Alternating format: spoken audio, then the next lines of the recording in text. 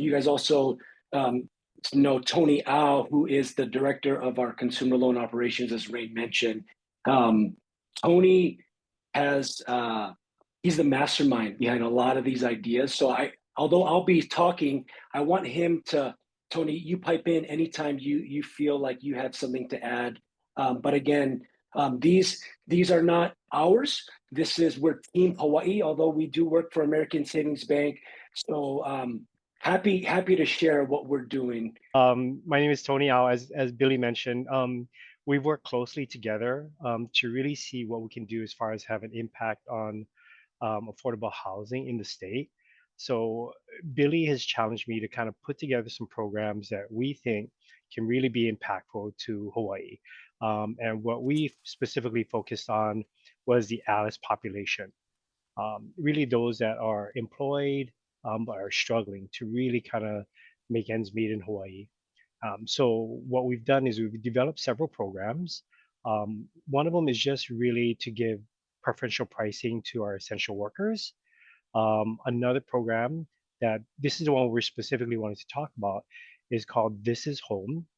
And it's meant to target the 140% area median income and below, and really help them with buying their first home. So sorry, what I wanted to just underscore is, Daryl, I think the environment is prime for us to change, and here's what we got to acknowledge, right? We are in a crisis. People have always left Hawaii, right? Housing always been expensive, but never to this degree. 8 consecutive years of people net out migration. More Native Hawaiians living outside of Hawaii than within. Every day, last year, right? Every day, 18 people left Hawaii. Wake up in the morning, 18 people gone.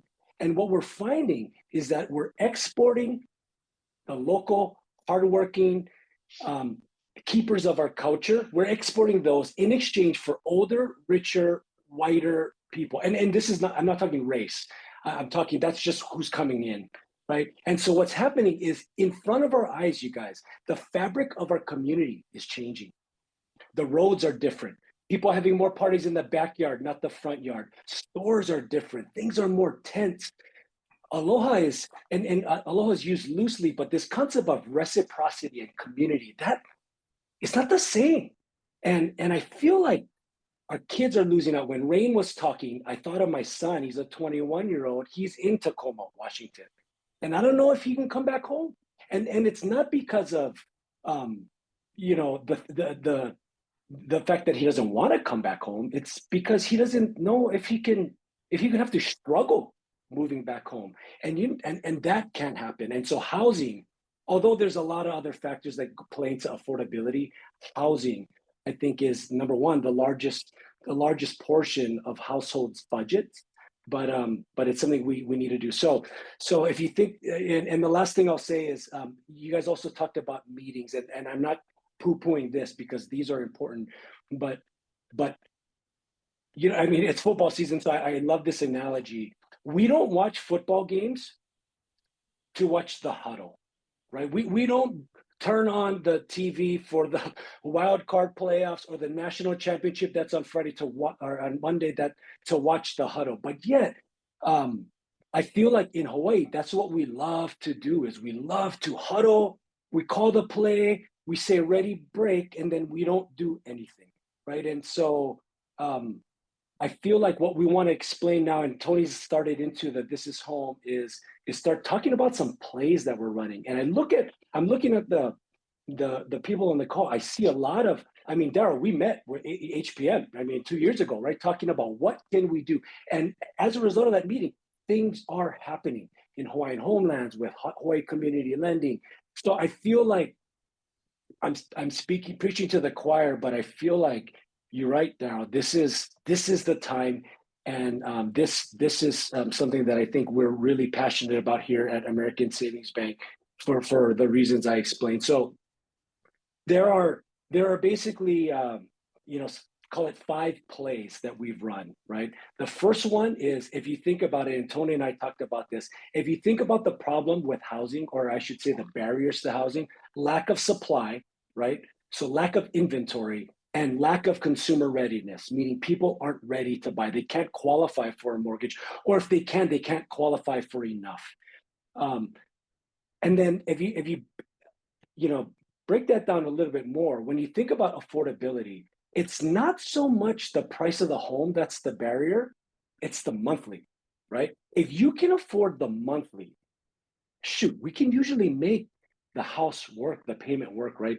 So what Tony and I were talking about is, hey, what's the cheapest, lowest cost method of financing to get somebody into a mortgage? And there are several options out there, federally sponsored or even municipal sponsored. But VA loans, veteran affairs loans, seem to be the kind of best loan in the sense of low down payment. You can finance the mortgage insurance up front, so it's baked into the price, so it reduces the annual mortgage insurance. The rate is usually discounted, and so what Tony and I were talking about is, hey, how do we do VA for local people in Hawaii?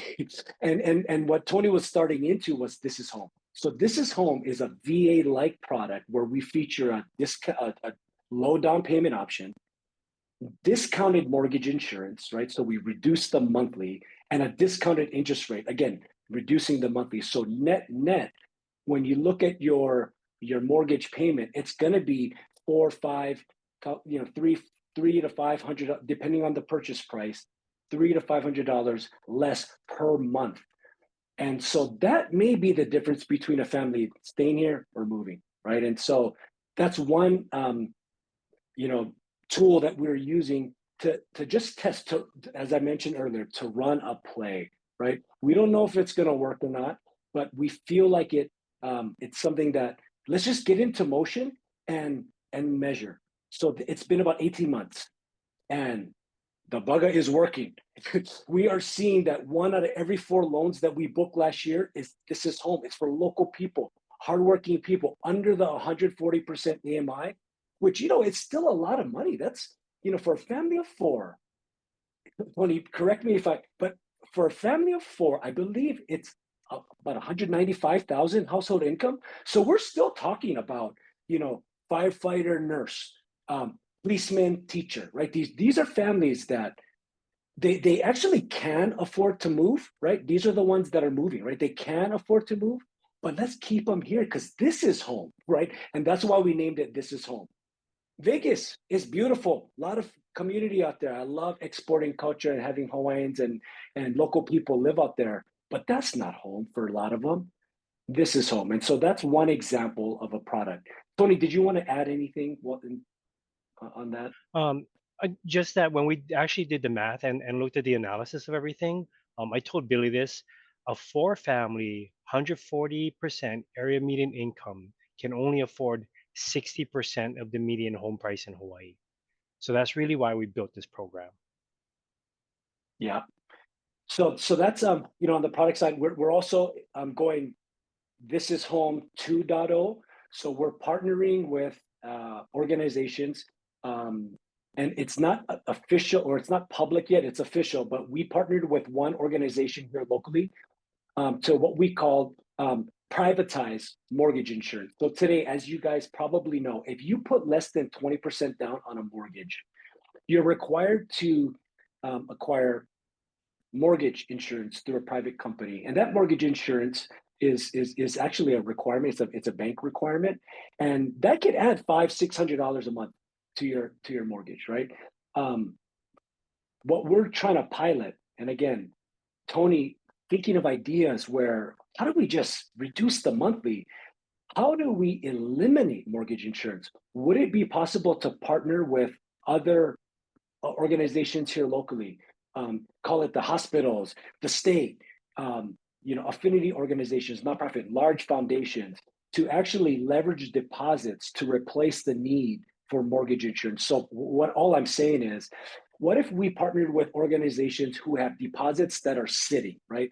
These organizations that have large capital requirements, but they're just sitting on their balance sheet, earning a modest rate of return. What if we move those deposits to our balance sheet, and then we leverage those deposits to actually serve as a pledge against the portion that we need to cover with mortgage insurance. So for instance, if you put, 3% down, could we leverage those deposits to insure or to protect the 17% that's still over the 20% loan to value requirement?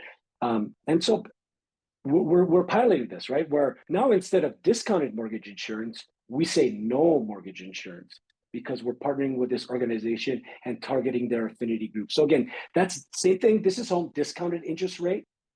We call them LLPAs, no added fees, right? No mortgage insurance. I think that really we think we're going to see great results. But again, thinking outside of the box. But again, using the existing principles that we as bankers have to follow today. And then you think about, so that's more of the product side. If you think about what we're doing on the commercial real estate side, there are a lot of products that a lot of projects that we finance. Is there a way that we can make conscious, intentional decisions about financing affordable projects, right? So if we have two opportunities where we have $1 to spend, let's use that example, and we have two projects that we can deploy financing to, can we make a conscious decision to choose the affordable ones projects that are going to add more affordable inventory to our supply? And so we've been doing that. And what we do is, one of the principles we talk about a lot internally is what you pay attention to grows. And so what we've been doing is now paying attention to how many affordable units we're actually financing. And as a result, guess what? We finance more, right? And so that's another, I think, strategy that we've been really deploying, is leveraging our commercial real estate team and the balance sheet of American Savings Bank to really focus it on adding affordable inventory to our housing supply. Related to that, we're a bank that gives. We have a foundation, in fact, recently created, and what we've decided to do is, for the next foreseeable future, we've done it for the last 2 years, but focus our giving on housing and housing service providers in our community, right? So if there are, as banks, there are a lot of people asking for money, right? And which is great, and we should be supportive of things in our community. But for us, instead of using the concept of sort of spreading, butter on the bread and getting a thin layer and making everybody happy, really focusing on maybe it's a half sandwich, but we put a lot of meat, right? And really focusing on the housing related initiatives. So the last 2 years, we gave over $2.5 million to organizations like Hawaiian Community Assets, Hawaii Community Lending, Hawaii Homeownership Center, folks who are in the fight with us to try and fix this problem. So from the philanthropy side, again, using the levers that we have at our discretion as a bank to help address this issue, so that organizations like Hawaii Community Lending and Hawaiian Community Assets can actually go out of business. I know that sounds bad, but we want them to work their way out of a job, right? Because if we're getting people in housing, then we don't need these special types of organizations if we're doing it right. And then I'll just share a couple other things. One, and this is public, but Hawaii Community Lending, they have an initiative where they are providing low-cost financing for Hawaiian homeland beneficiaries who have a vacant lease, a lease to vacant land. So they've gotten an award, but the award is to land that's vacant. Well, no banks, or very few banks, if any, will provide construction financing to those beneficiaries, because the land is owned by the Department of Hawaiian Homelands, or managed by the Department of Hawaiian Homelands. So there's no collateral, right? And so what we decided to do was, we as a bank can't lend directly, but what if we give money to Hawaii Community Lending to then deploy to these families, so that they can now have the financing to then build their homes. And once the home is built, we've stood up a Hawaiian Homelands loan program in ASB. We can then provide the permanent financing to recapitalize Hawaii community lending to then rinse and repeat and do it over and over again. And so that's another thing is we provided an impact investment of $2 million to Hawaii community lending. We've never done it before, right? This is something new, and it's something that we're trying. Again, running plays, right? We're just trying to enough huddle already. And then the last thing I'll end with, and then open it up for discussion, because I think that's where the magic will happen, is we launched last year an accelerator program for the builders industry. And what we've noticed is that the builders industry, the construction trades, just the trades in general, it's an aging industry. We are senior heavy, if you will. We have a lot of experience, good players in this space. However, overall, we no more the freshmen and sophomores coming up to fill those needs, who are as these great reputation. These companies with great reputations are starting to sunset, and many of them, they don't necessarily have a succession plan in place. And so what we decided to do was, gosh, you've heard the adage, the harvest is plentiful, but workers are few. We are going to have a huge demand for building, right? Housing, just in general. We need to make sure that we have the builders to do it. And so we launched an accelerator program, think Mana Up, for the builders industry. And basically what we do is we surround them with a 10-week curriculum, which, they're great at their trade. They're great with the hammer, or they're great with, the electrician, great being an electrician, but maybe not so good on the marketing side, or the accounting finance side, or, the human relations, recruiting, rewarding, retaining good people. And so that's what we did. We provided them this, we partnered with IO, Dwayne Karisu and his family of companies, to do this accelerator, and we are starting our second cohort. In fact, next week we're going to go public with starting to accept applications. So anyway, enough talking from me. I feel like I wanted to give you a flavor of the plays that we're running again, and with the vision being, if we do this right, you guys, you think about, I'll close with this story. The Hui Kapili Accelerator, we took them out to the fish pond over on the windward side of Oahu. It's called Pai Oheia, and we did a community service project there, built some planter boxes. But as we were, working and talking story, Kili Kotubete, the assistant executive director of Pai, was sharing the early beginnings of Pai. Back in 2001, and it was completely overgrown. Mangrove, the walls the fish pond walls were all dilapidated, and they would come out every day. Volunteers, hundreds of people would come out, and months would go by, and you look at the fish pond, it looks the same. It's such a tall task. But one of the signs that they were making progress, this is months into the process, was that the native birds started returning to the area. And I feel like as we make progress here as a coalition and just as a community with housing in particular, that we will start to see some of the native birds who left Hawaii in search of greener pastures come back, because now can thrive in Hawaii. And so that's something I want to leave you with as we think of the hope that we have for the work that you folks are doing. So I'm just happy to be a part of this. So with that, I'd love to have questions or a dialogue if you guys do, or Tony, if you have anything to add. I think you did a great job in explaining all of that. Really, what we're trying to tackle is just the three main barriers for anyone to get into their first home. The first is the down payment. We wanted to create programs that allowed our community to put as little down as possible and be able to still afford a home. Secondly is the monthly payment. And Billy talked at length about that.